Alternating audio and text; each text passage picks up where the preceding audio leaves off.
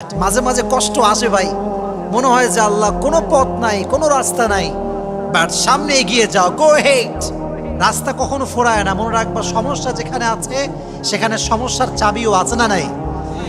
এজন্য মাঝে মাঝে আমাদের জীবনের পরীক্ষা রহমত হয় একজনের পক্ষ থেকে। আওয়াজ দিয়ে বলেন তিনি কে? মাঝে মাঝে জীবনের দুঃখ কষ্ট এটা রহমত হয়ে আসে। সুবহানাল্লাহ পড়েন। মনে হয় যে আল্লাহ এটা কি হইল, যারে ভালোবাসলাম তারে পাইলাম না, প্যারা নাই, খালি চিল।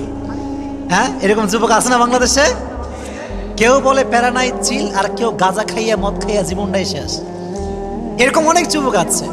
তো বোঝা উচিত যে জীবনে অনেকজন আসবে, অনেকজন যাবে, তবে এটা মাথায় রাখতে হবে যে আল্লাহ যারে তোমার জন্য লিখে রেখেছে এটা আসবে ঠিকই, এটা কখনো যাবে না। ঠিক না বলো? Your tasks sometimes could be blessing.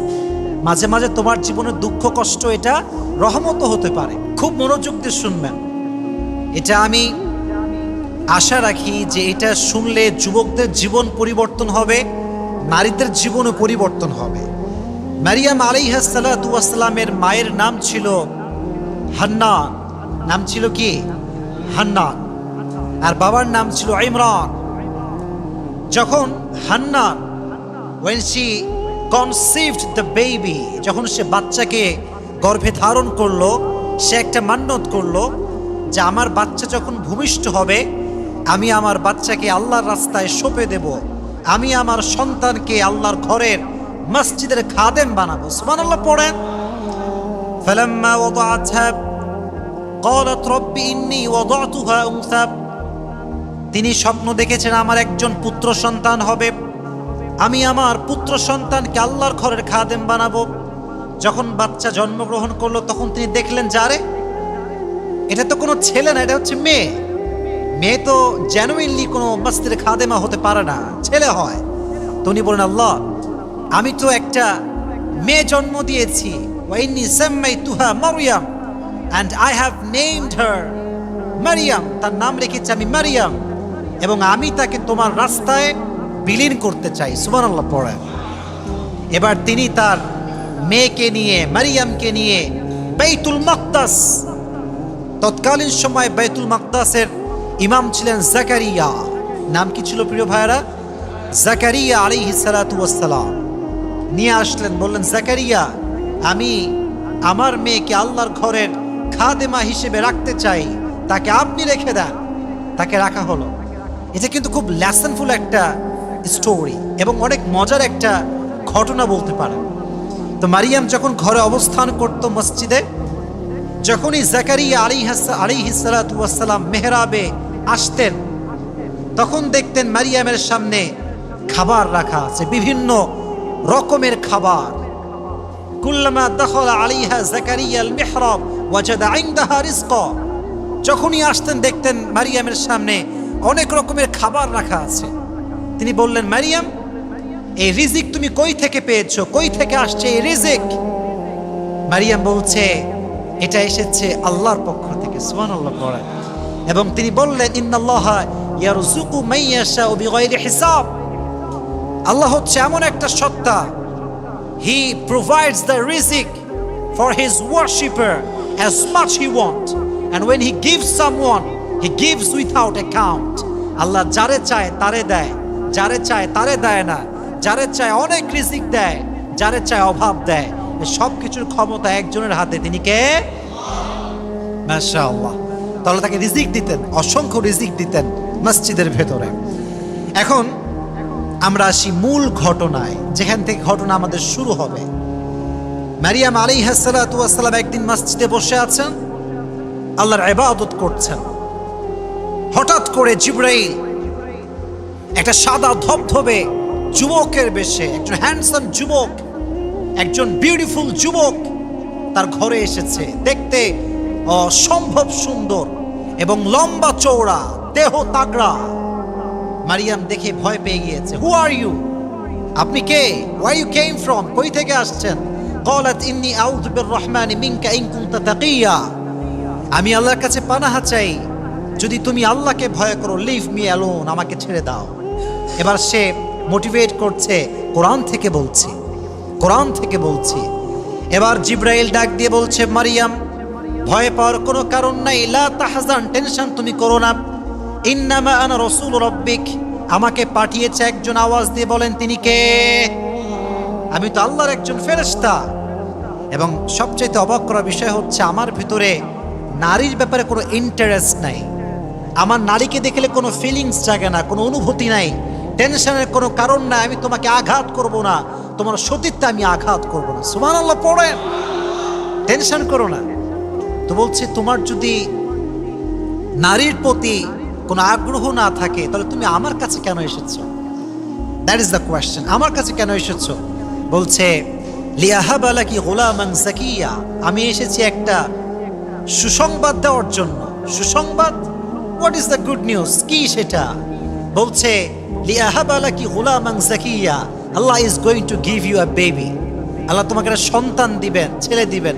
বলছে আরে আল্লাহ আমাকে সন্তান দিবেন মানে? ক্বালাত আন্না ইয়াকুনু লি গুলাম ওয়া লাম ইয়ামসাসনি বাশার ওয়া লাম আকু বাগিয়া, how can I have a baby? In my life, no man has never ever touched me. আমাকে তো কোনো পুরুষ আজ অব্দি স্পর্শ করে নাই। মনে রাখবেন, একটা বাচ্চা হওয়ার প্রসেস হচ্ছে দুইটা। যুবক ভাইরা, কয়টা? এত আস্তে কেন? জোরে বলেন, কয়টা? নাম্বার 1 হচ্ছে বিয়ে। বিয়ে করবেন, আপনার বউ থাকবে, আপনি আপনার বউয়ের বাচ্চার বাবা হবেন। এটা হচ্ছে ফার্স্ট পদ্ধতি, অ্যান্ড দ্যাট ইজ হালাল। আর একটা হচ্ছে বিফোর গেট ম্যারিড, কোনো মেয়ের সাথে আপনি জেনা করতে পারেন, এবং এই ফিজিক্যাল রিলেশন যেটা বিফোর ম্যারেজ হারাম, এটার মাধ্যমে বাচ্চা হতে পারে। তো মারিয়াম বলছে আরে I don't have husband, even I don't have a boyfriend, আমার কেউ নাই, আমার বাচ্চা কেমনে হবে? এবার জিব্রাইল বলছে আরে তুমি কি প্রশ্ন করছো? ক্বালা কাযালিক, আল্লাহ যেমনে চাই তেমনেই হবে। সুবহানাল্লাহ পড়েন।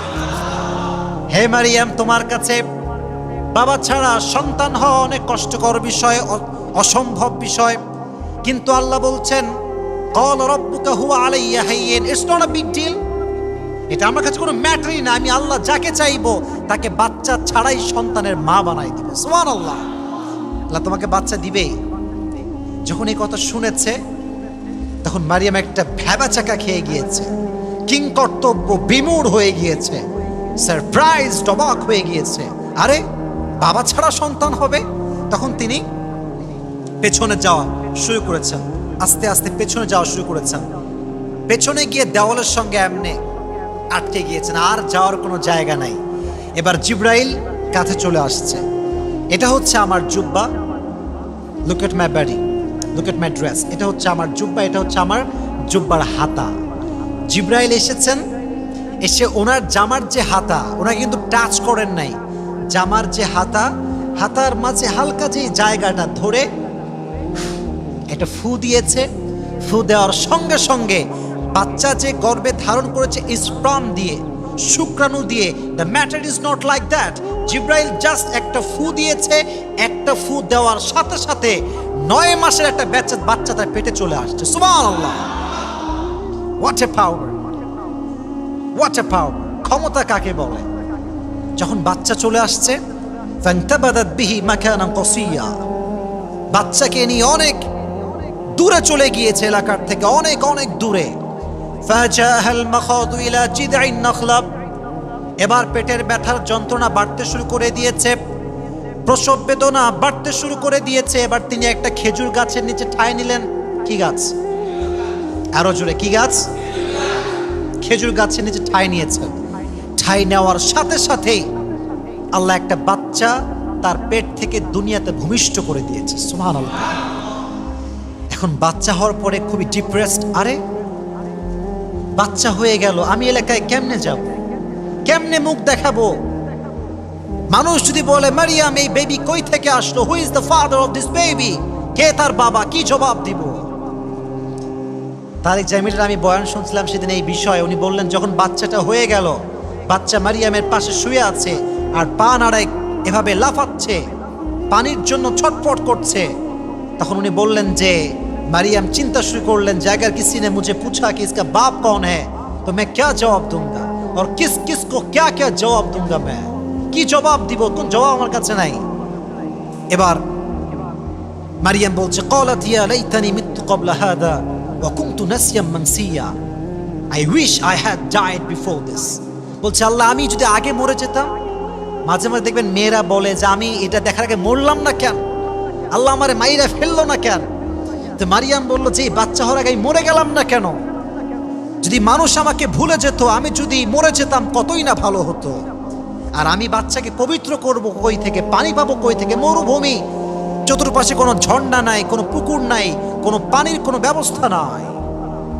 পেছন থেকে আবার জিব্রাইল আসছে। ফেরেশতার নাম কি বলেন জোরে, ফেরেশতার নাম কি? পেছন থেকে ডাক দিয়ে বলছে লা তাহজানি, মারিয়াম তুমি টেনশন করো না, কদ জাআলা রাব্বুকি তাহতাকি সারিয়া, তোমার বাচ্চাকে পবিত্র করবার জন্য, তোমাকে পবিত্র করবার জন্য আল্লাহ তোমার পায়ের নিচ দিয়ে পানির নহরকে জারি করে দিয়েছে। সুবহানাল্লাহ। কদ জাআলা রাব্বুকি তাহতাকি সারিয়া, তোমার পায়ের নিচে নহর জারি হয়ে গিয়েছে।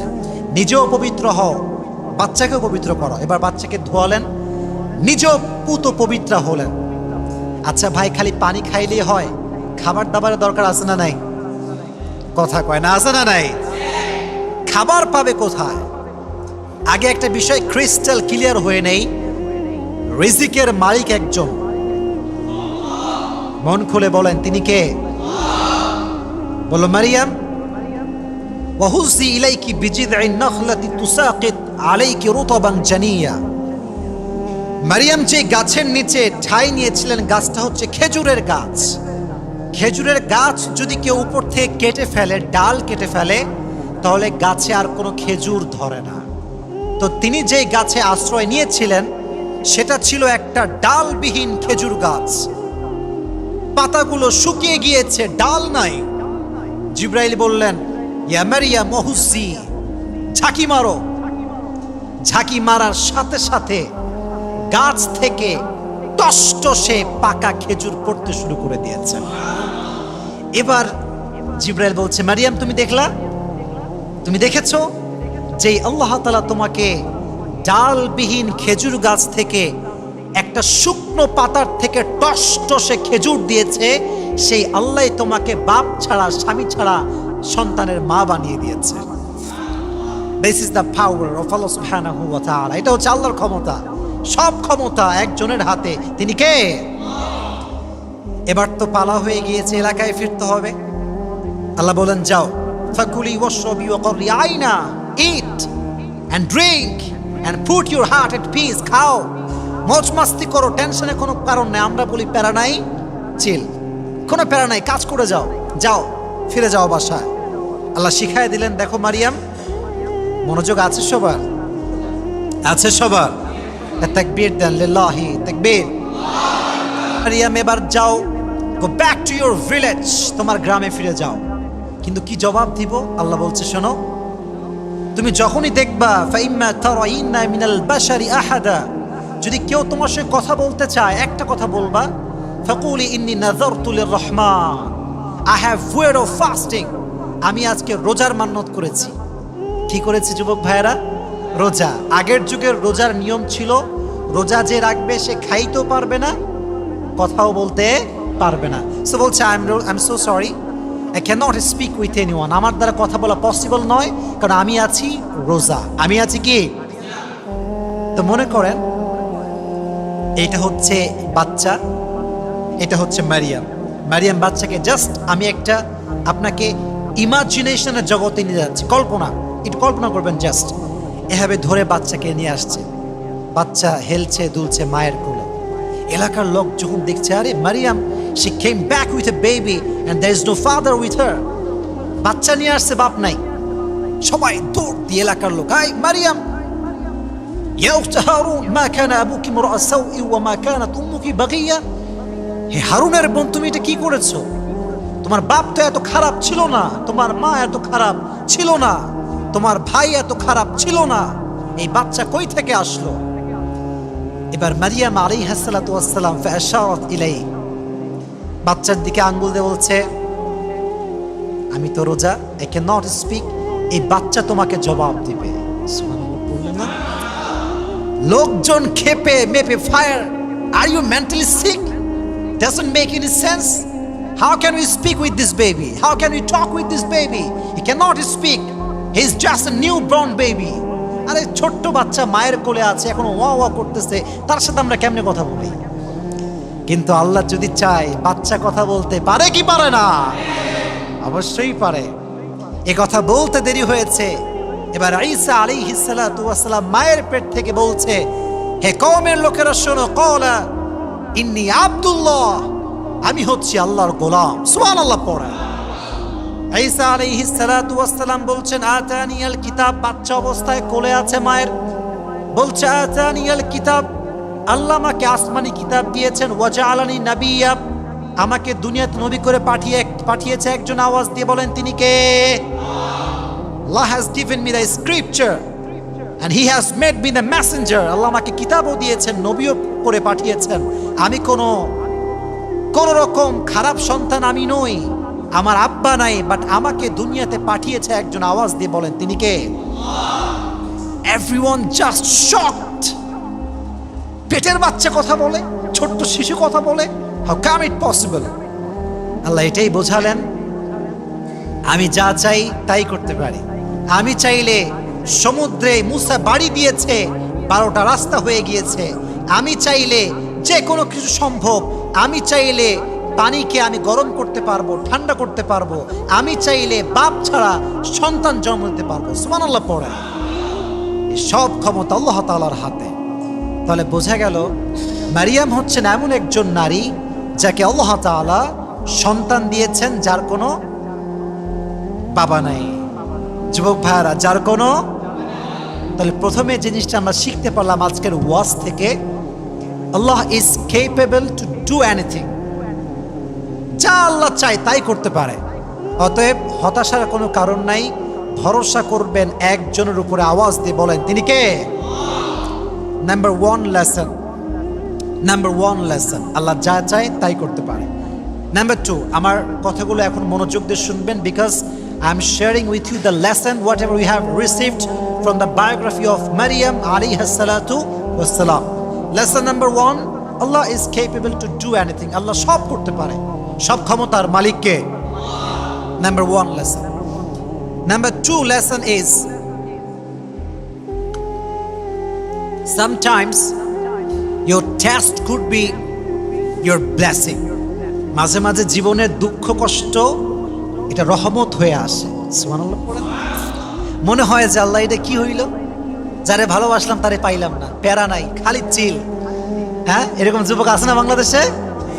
কেউ বলে প্যারা নাই চিল, আর কেউ গাঁজা খাইয়া মদ খাইয়া জীবনটাই শেষ। এরকম অনেক যুবক আছে।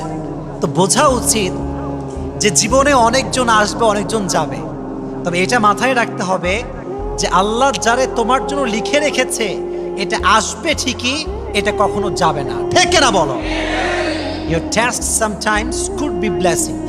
মাঝে মাঝে তোমার জীবনের দুঃখ কষ্ট এটা রহমতও হতে পারে। এটার সঙ্গে মারিয়ামের জীবনের সম্পর্ক কোথায় খুব ভালো করে বুঝবেন।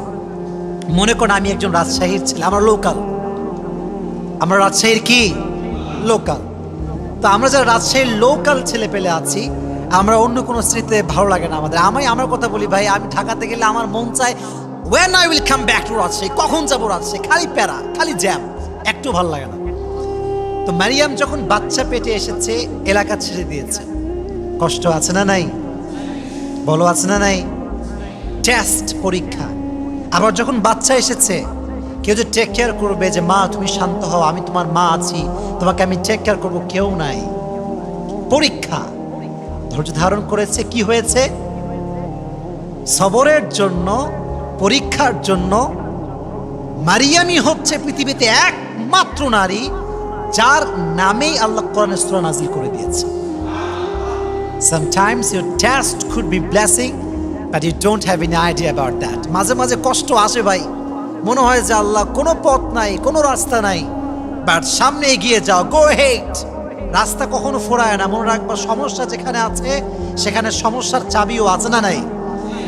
এজন্য মাঝে মাঝে আমাদের জীবনের পরীক্ষা রহমত হয় একজনের পক্ষ থেকে। আওয়াজ দিয়ে বলেন তিনি কে?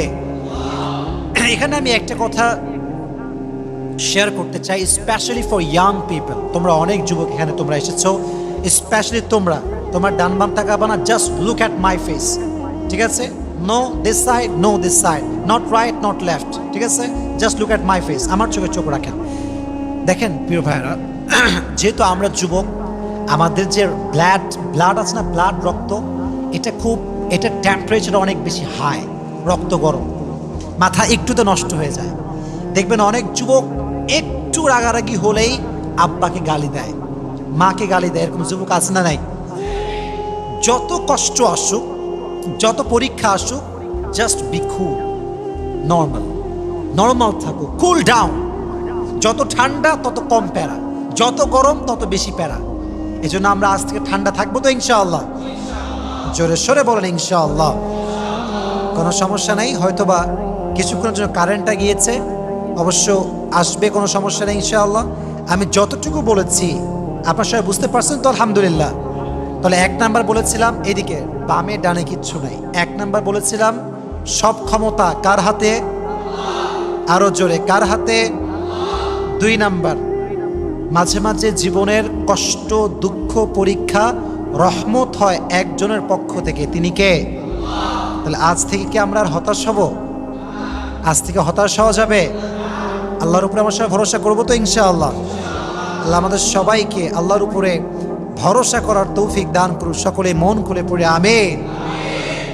কারেন্ট কি একটু ভালো হয়েছে, আমি ঘামটা মোছার সুযোগ পাইছি, কোনো সমস্যা নাই।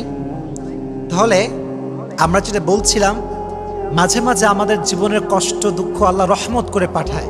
এই জন্য ভরসা রাখবেন তো ইনশাআল্লাহ আল্লাহর উপরে? আল্লাহ সবাইকে ভরসা রেখে চলার তৌফিক দান করুন। সকলে পড়ে আমিন। নাম্বার 3 লেসন, এইদিকে তাকান, আমার চোখে চোখ রাখেন, এটা তোমরাও মনোযোগ দিয়ে শোনো। দেখো, নাম্বার 3 লেসনটা হচ্ছে virginity is really a big part of women's life. নারীর জীবনের সতীত্ব অনেক বেশি দামি। এটা আমি রিপিটেডলি বলি, বারবার বলি, কারণ অনেক মেয়ে আছে দেখবেন জাস্ট একদিন সম্পর্ক হতে না হতেই সব দিয়ে দেয়, দেওয়ার পরে গিয়ে পাগল হয়ে যায়। এটা ঠিক না, আসলে এটা শুনতে হাসি লাগে, বাট খুব সিরিয়াস, খুবই সেন্সিটিভ। আপনি চিন্তা করেন, মারিয়াম না করেছে জেনা, না করেছে বিয়ে, আল্লাহ নিজেই সন্তান দিয়েছে, বাট কতটা সতীসাধী নারী, কতটা মর্যাদাপূর্ণ নারী, কোনো অন্যায় না করেও বারবার বারবার আল্লাহর কাছে ক্ষমা চেয়েছে। সুবহানাল্লাহ। আমি বলি যে the virginity of women's is like a white dress, is like a white dress. নারীর সতীত্বটা হচ্ছে একটা সাদা জামার মতো। সাদা জামায় ছোট্ট একটা কালির দাগ লাগলেও ক্লিয়ারলি বোঝা যায়। নারীর সতীত্বে দাগ লাগলে পুরুষের জীবনে দাগ লেগে যায়।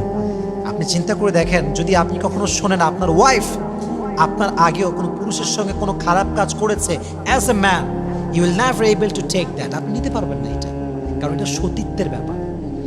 নারীর সতীত্ব নিয়ে young people they are very sensitive, they are very serious about ইট।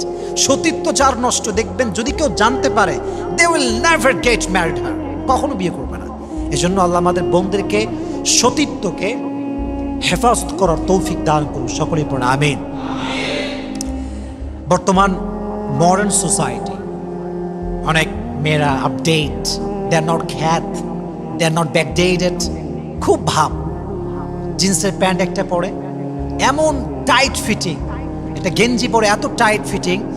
একজন যুবক, এটা আসলে এমন কোনো ম্যাটার না যে আমি কোনো আঘাত করছি, আঘাত না, আমি জাস্ট বোঝাবার স্বার্থে বলছি। একজন মেয়েকে যখন কোনো যুবক দেখছে তার ড্রেসটা টাইট, তার অঙ্গের ভাঁজ বোঝা যাচ্ছে, একজন নেককার দাড়িওয়ালা যুবকও তার চোখ নষ্ট হবে, তার ইখলাস, তার তাকওয়া নষ্ট হবে। ঠিক কিনা বলো যুবক? অটোমেটিক্যালি নষ্ট হবে। এজন্য আমি আর বোনদেরকে বলি, বোন, যে পুরুষ আপনাকে বিয়ে করতে চায়, যে পুরুষ সত্যি আপনার সঙ্গে সংসার করতে চায়, সে কখনো আপনাকে জিন্সের প্যান্ট পরতে দিবে না। এটা কি আপনার বিশ্বাস হয়? হয় কিনা আগে বলুন। হয় হয় হয় হয়। যে পুরুষ যাকে স্ত্রী হিসেবে চায়, সে সর্বপ্রথম তার পোশাকে ফোকাস করে। কেন ফোকাস করে জানেন? যে যাকে ভালোবাসে সে চায় যে আমি তারে দেখবো, and no one will never see him, never see her. কেউ তাকে দেখতে পারবে না। নো নো, এটা হবে না। আমার ভালোবাসা আমি দেখবো, অন্য কেউ কেন দেখবে?